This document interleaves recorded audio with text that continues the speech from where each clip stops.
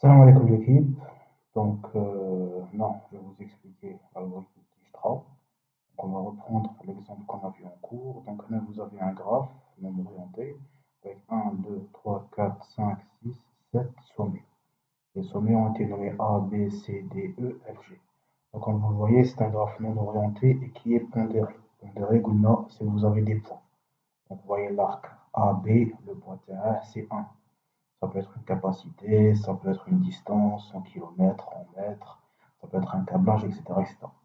Donc l'algorithme de Dijkstra, le but c'est quoi? C'est d'avoir le plus court chemin. Donc vous avez votre source qui est le sommet A et la destination qui est le sommet G. Donc on va voir ensemble comment faire pour aller de A à G. Donc on commence notre parcours de gauche à droite et au fur et à mesure on va voir comment ça marche. Donc la première itération, donc la première ligne, la première étape, qu'est-ce qu'on a? On a le sommet A. Donc est-ce que vous avez une boucle de A à A? Non. Donc dans ce cas-là, on va noter 0. Ensuite, le sommet terme A, il est relié à qui? Donc il est relié directement à B et il est relié directement à C. Donc la distance entre A et B, c'est combien? C'est 1. Et votre source, c'est quoi? C'est A. Voilà. Le sommet A, je connais un comme successeur, on détermine le sommet C. Donc on a le poids, il est de 2 et la source, c'est A. Est-ce que vous avez d'autres successeurs au sommet A, le graphe? Non. On a B ou C. Donc, qu'est-ce qu'on va faire? On va comparer. Donc, le 0 on va comparer les deux valeurs, la valeur 1A et 2A, et on va voir je connais la plus petite firme. Donc, effectivement, on a dans notre cas, c'est 1A qui est au sommet B. Donc, on reprend. Voilà.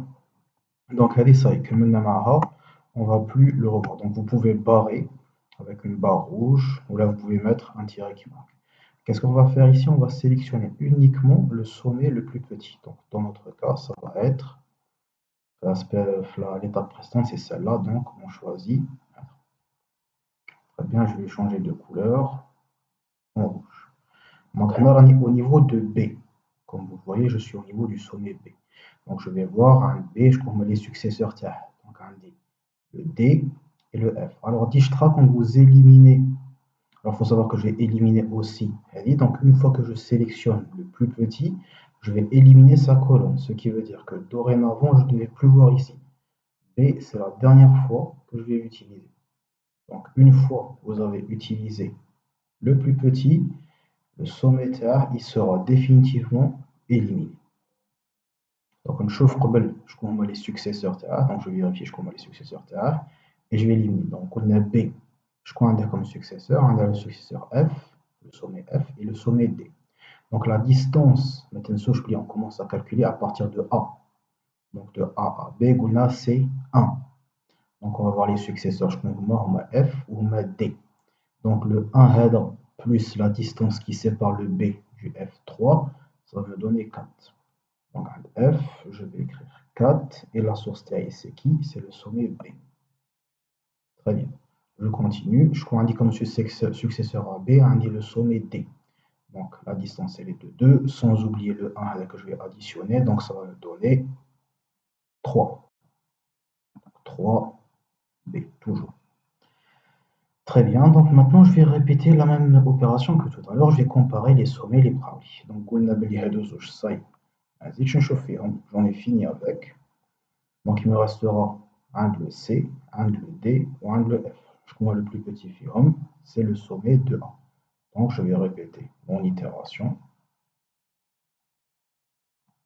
Voilà, donc à la salle juste le mettre là en premier plan, Shibanukum. Voilà, donc une fois que vous avez fini avec la colonne, ça y est, vous ne revenez plus dessus. Très bien. Donc, qu'est-ce qu'on a dit? On a dit qu'on allait comparer les distances les plus petites. Donc, ce qu'on a dit entre le 2A, le 3B et le 4B, c'est qui? C'est le 2A. Donc, 2A c'est la distance la plus petite, et automatiquement, qu'est-ce que je vais faire? Donc, je vais la colorier en rouge, pour savoir où c'est banni, ça y est.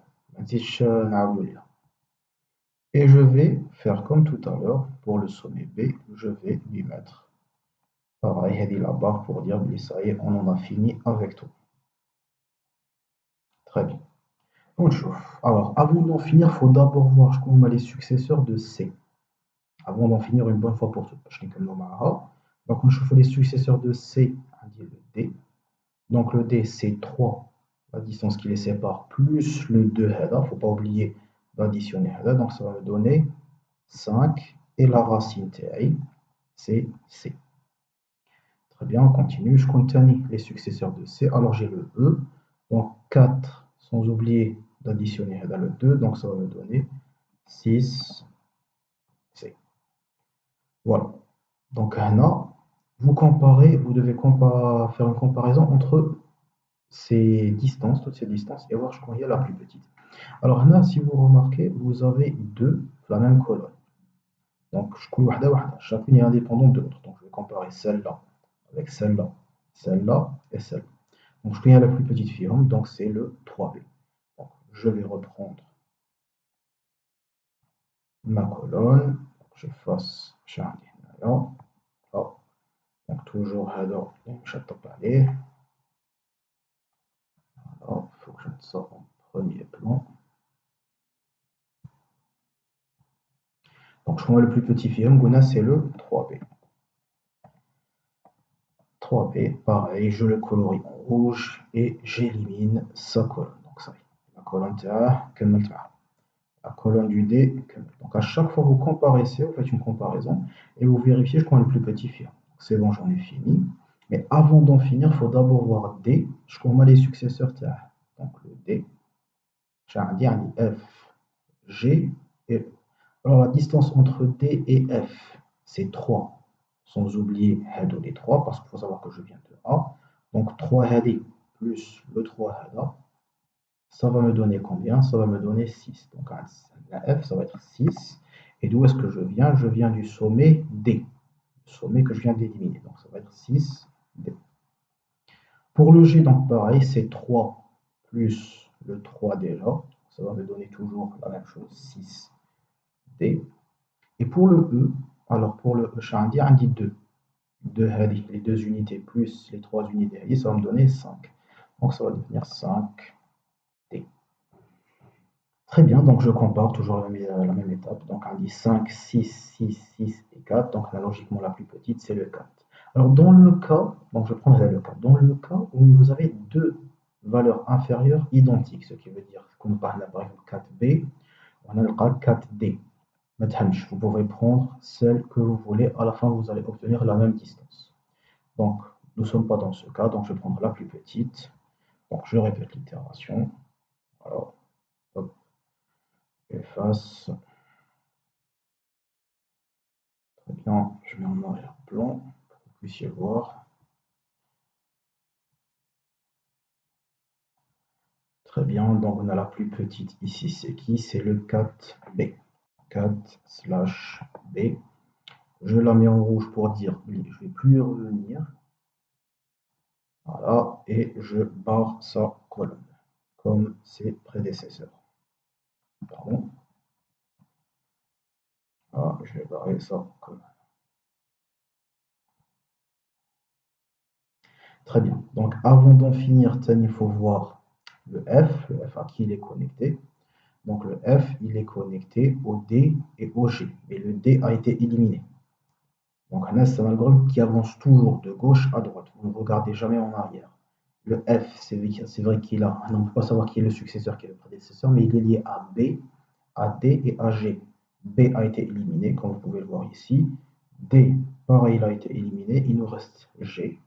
Donc, la distance entre F et G, elle est de 4, plus le 4B que j'ai ici. Donc, ça va me donner 8/F. Très bien, donc maintenant je dois comparer les valeurs qui me restent. Donc qu'est-ce qu'il me reste? Il me reste 6C, 5D, 6D et 8F. Je prends le plus petit film, donc entre cette valeur, Celles-ci, elles sont déjà éliminées, comme vous pouvez le voir. Donc, il nous reste 1, 2, 3, 4. La plus petite valeur, c'est le 5D. Donc, je choisis 5D. Donc, je répète mon étape. Pareil, donc je vais mettre ça en arrière. Voilà. Et la plus petite, cette fois-ci, c'est le 5D. Donc, je choisis le 5D. Voilà, donc la distance la plus petite, elle est de valeur 5 et la source, c'est D. Voilà, très bien.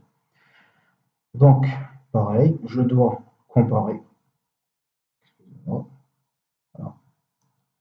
Alors, avant de comparer, pardon, je dois voir, puisque je suis au niveau du sommet E, donc avant de l'éliminer, en rouge. Donc, à chaque fois que je choisis la plus petite, je la mets en rouge et j'élimine sa colonne. Voilà.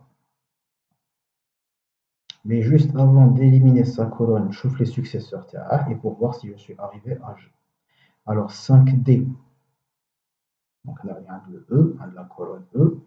Je combats les successeurs, enfin avec qui est-ce qu'il est relié? Avec le C, j'en ai fini avec le C. Avec le D, pareil, j'en ai fini avec le D.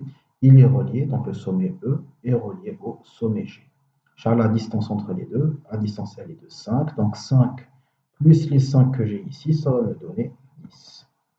10 et je proviens de quel sommet? Donc je proviens du sommet E, donc ça va être 10 E. Très bien, donc il nous reste la dernière colonne G. Je vais comparer entre les trois. 1, 2, 3, entre ces trois valeurs, puisque toutes les autres, comme vous pouvez le voir, sont déjà éliminées. Donc on a la plus petite, c'est quoi? C'est le 6D. Donc je vais reprendre pareil, la colonne, enfin la ligne, pardon, pour l'itération, pour la dernière étape. Je passe les valeurs. Je mets la ligne en arrière-plan. Voilà, très bien. Donc la dernière, c'est quoi? C'est notre 6D. Très bien, donc je suis arrivé à mon chemin final. Donc qu'est-ce que je vais faire maintenant? Je vais faire un parcours en arrière pour voir où je vois le chemin le plus court. Donc notre chemin, comme vous pouvez le voir, il commence. Donc on va faire un chemin arrière. Donc on va commencer par la valeur G. Donc ça va être G. Voilà, donc G, au niveau de G, j'ai 6D. Ce qui veut dire que je dois revenir à la colonne D, comme c'est noté ici D. Donc je reviens à la colonne D. La colonne D, qu'est-ce que j'ai? J'ai le B. Donc à partir du G, je vais aller donc avant D, au sommet D. Donc comme vous voyez, j'ai le D. Ensuite, quand je viens au D, je vois mon B. Donc ça va être de B, ça va aller. De D, pardon, ça va aller à B. Voilà. Et au niveau donc D, colonne D, sommet B, sommet B. Là, comme vous voyez, je reviens au sommet A qui est la source. Donc le chemin qui va se tracer, ça va être A, B, D, G. Donc ça va être ce sommet-là. Voilà, donc je vais changer la couleur, ça va être en rouge. Donc ça va être A, B. Ensuite B, D et D, G. Voilà.